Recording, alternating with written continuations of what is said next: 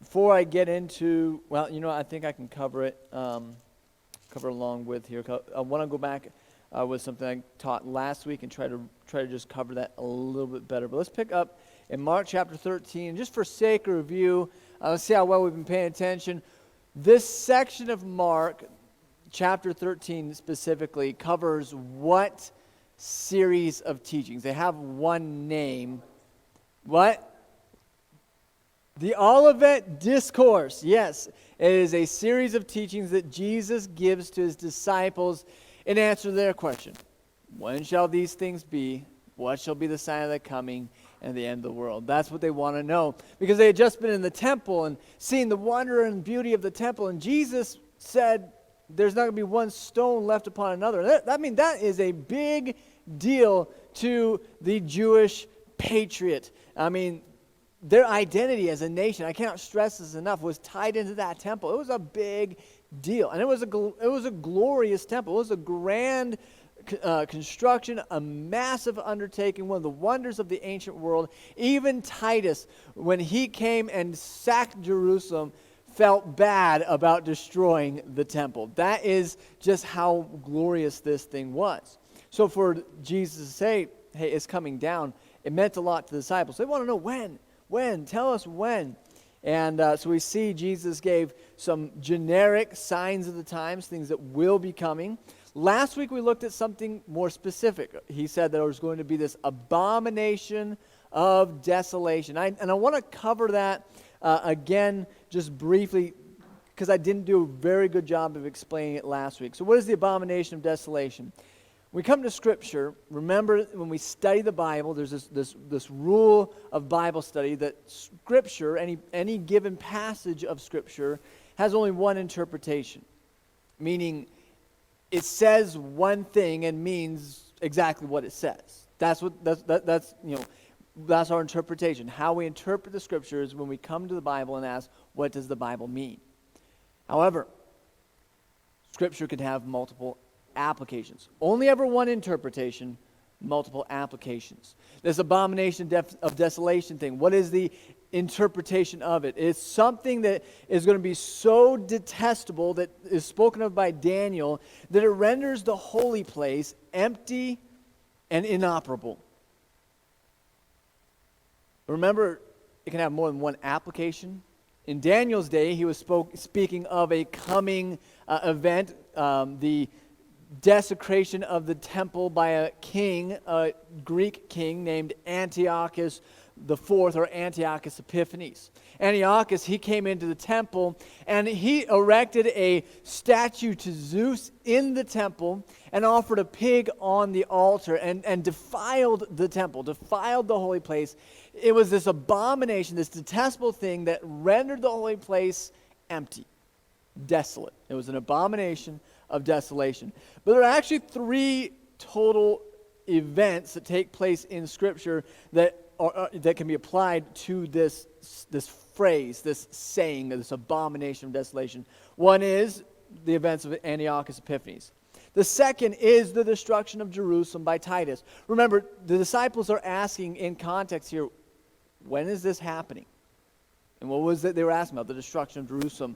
Luke chapter 21, verse 20. I'm going to read that passage of Scripture here to give us some more context. I believe I misquoted a verse last week. I just want to make sure that's correct and accurate. Jesus says in Luke chapter 21, verse number 20, which is Luke's telling of the Olivet Discourse. He says, "And when you shall see Jerusalem compassed with the armies, then know that the desolation thereof is nigh. Then let them which are in Judea flee to the mountains. Let them which are in the midst of it depart out, and let not them that are in the countries enter thereinto." It's very similar to the wording that Mark uses when he says in verse number 14 of chapter 13, "But when you see the abomination of desolation, spoken of by Daniel the prophet, standing where it ought not, let him that readeth understand. Then let them that be in Judea flee to the mountains. Let him that is not on the housetop go down to the house, neither enter in to take anything out of the house." So that's the context that Mark is speaking of, and Matthew is speaking of, and Luke is speaking of, because They're all telling what Jesus is speaking of and how he uses this abomination of desolation. So I misread that. I mistaught that last week, so I'll make sure I correct that. But there's a third instance in Scripture where this phrase, abomination of desolation, is applied, and it's referring to the Antichrist. In Daniel chapter 12, it speaks of the prince that will come after the Messiah has been cut off, and he is going to bring this abomination. He is going to bring this desolation. In 2 Thessalonians, Paul calls the Antichrist, he calls him the son of perdition. He's going to do this abominable thing in the last days. So I want to clear that up. Now, as Jesus is giving these instructions here, he gives generic signs of the times. There's going to be famines and earthquakes in diverse places and wars and rumors of wars. He gives very specific things, both referring to the destruction of Jerusalem and then using Jerusalem as a type for a coming tribulation, such as the world has never seen. Now, we know Jesus isn't using the context of the destruction of Jerusalem to refer to this great tribulation, because that destruction of Jerusalem would be comparable to the destruction of Jerusalem by Nebuchadnezzar. So Jesus can't say it's such as the world has never seen if they'd already seen it. I mean, he's referring to something additional beyond this. And this is a common thing that Jewish prophets would do. They would in their prophecies give a more immediate fulfillment, and then after their more immediate fulfillment, point to a later fulfillment as well. Jeremiah did this. If you remember when we studied through Jeremiah back in 2020, and just for reference, you go back and study it yourself. In Jeremiah 23, verses 5 through 8, Jeremiah does the same thing, where he gives a immediate prophecy with multiple levels of fulfillment. Something that's going to be completed later down the road. Jesus is doing the same thing. He is a Jew. He's going to speak like a Jewish prophet, and it's going to be heard by his disciples in that same manner, because they would have been well-versed in Isaiah. They would have grown up listening to Jeremiah. That's what the rabbis would have taught in the synagogues. So that's what they were familiar with. But what are all these signs pointing to? What is the ultimate emphasis of these teachings that Jesus is giving his disciples on the Mount of Olives? You draw your attention again to Mark 13, verses 3 through 4, the question they ask. They say, when shall these things be? What shall be the sign when all these things shall be fulfilled? Matthew gives the full question that is asked by Andrew. He says, tell us, when shall these things be, and what shall be the sign of thy coming and of the end of the world? What shall be the sign of thy coming? This is what Jesus is getting to in all of these teachings. This is what he's trying to bring forward in the eyes of his disciples. It's a fundamental truth of the Christian faith that Jesus is coming a second time. He came to this world the first time as a baby in a manger, unknown, unheard of. In fact, he lived the first 30 years of his life in obscurity. Can any good thing come out of Nazareth? Who's this carpenter? Jesus? I mean, nobody knew who Jesus was until he started doing miracles. Nobody knew who Jesus was till he started, turning water into wine and cleansing the lepers and raising the dead. Nobody knew who Jesus was until he started doing these things. But that's not going to be the case with the second coming. Jesus says in Matthew 24, verse 27, in Matthew's account of the discourse here, he says, for as the lightning cometh out of the east and shineth even unto the west, so shall also the coming of the Son of Man be. Jesus is trying to help his disciples to understand he is coming again in a very visible form, in a very real form, in a very immediate, powerful form. He gives this illustration of lightning. Even if you're not looking in the direction of lightning, it goes off behind you. I mean, it lights up the whole sky in the dark, doesn't it? We can see it. In Mark chapter 13, let's pick up in verse 24. But in those days, after that tribulation, the sun shall be darkened, the moon shall not give her light, and the stars of heaven shall fall, and the powers that are in heaven shall be shaken. And then shall they see the Son of Man coming in the clouds with great power and glory. As Jesus is trying to explain to his disciples what this return will be like. And remember, they're not quite getting it because they're thinking, well, no, you're setting up the kingdom now. That's why you're here. Jesus uses a lot of Old Testament significance while he's explaining this. He's concerning these, cosmic entities, the moon being darkened, the sun darkened, the moon shall not give her light, the stars of heaven shall fall. He's actually referencing back some prophecies Isaiah gave in Isaiah chapter 13. He says, for the stars of heaven and the constellations thereof shall not give their light. The sun shall be darkened in his going forth, the moon shall not cause her light to shine. And all the hosts of heaven shall be dissolved in Isaiah 34 verse 4. And the heavens shall be rolled together as a scroll, and all their hosts shall fall down as a leaf falleth off from the vine, and as a falling fig from the fig tree. He's trying to bring their minds back to Old Testament prophecy to help them to understand, hey guys, what I'm doing is according to script.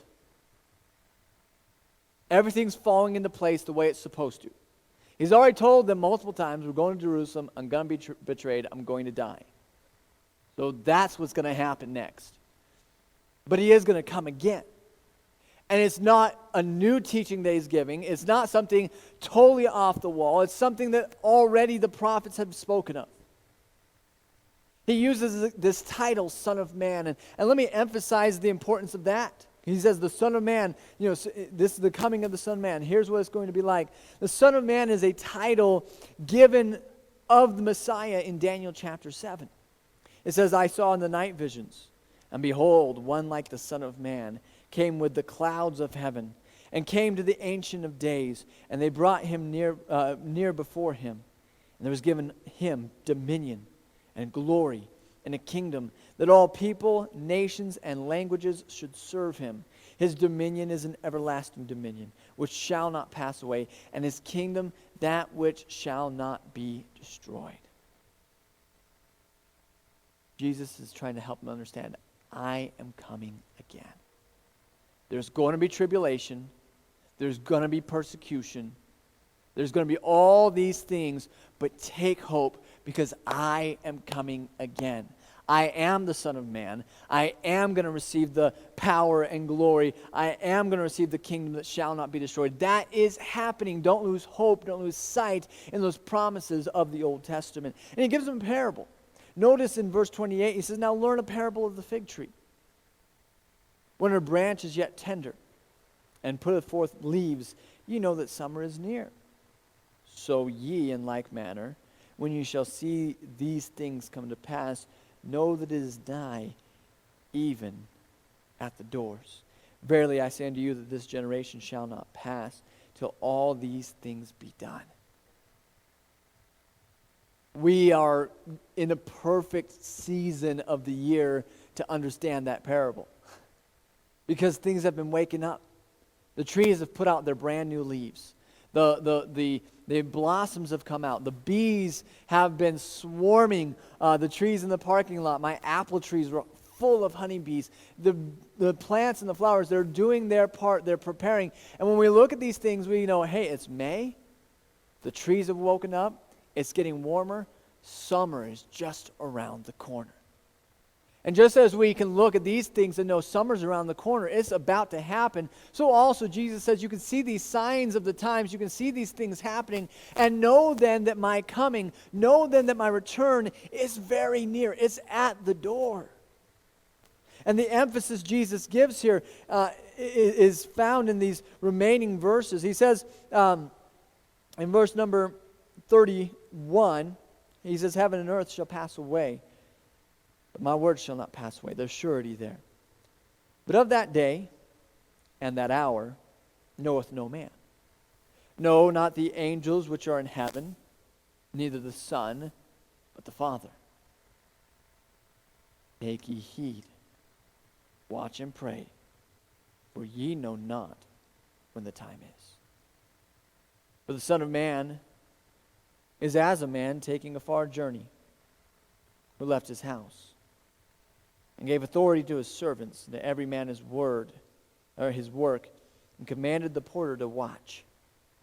Watch ye therefore, for ye know not when the master of the house cometh, at even, or at midnight, or at cock crowing, or in the morning, lest coming suddenly he find you sleeping. And what I say unto you, I say unto all, watch. Did you catch the emphasis Jesus gives? In our English language, if we want to emphasize something, especially something that's written, we'll put an exclamation. We will put it in all caps. We'll surround it with emojis like Brother Ira does. No, I'm just giving you a hard time, Ira. But in the tradition that Jesus grew up with, rabbinic tradition, the Jewish tradition, they want to emphasize something. They did so by repetition. Jesus, in just those few short verses, 3 times, like the superlative, the umpteenth time, emphasizes watch. Pay attention. Be ready. Watch ye therefore. Why? For you know not what hour the Son of Man comes. Watch ye therefore, for you know not what hour the Master comes. I say to you what I say unto all, watch. Be observant. Pay attention to these things. Now, remember I said a couple weeks ago, we ought to be very careful not to follow every conspiracy theory, chase every rabbit hole, go down every weird path, because, mentally, emotionally, health-wise, that is not good for us. But we ought to at least pay some attention. Notice the things that Jesus said. Are we living in a time with wars and rumors of wars? Are we living in a time with famines? Are we living in a time with earthquakes in diverse places? And we're just waiting. We're waiting on a few things to come to pass, but it's nigh. It's very near. We don't know when. Maybe morning, maybe noon, maybe evening, maybe soon. We don't know when. So our job is to be ready. Our job is simply to watch, to be faithful, doing what Jesus has called us to do each and every day.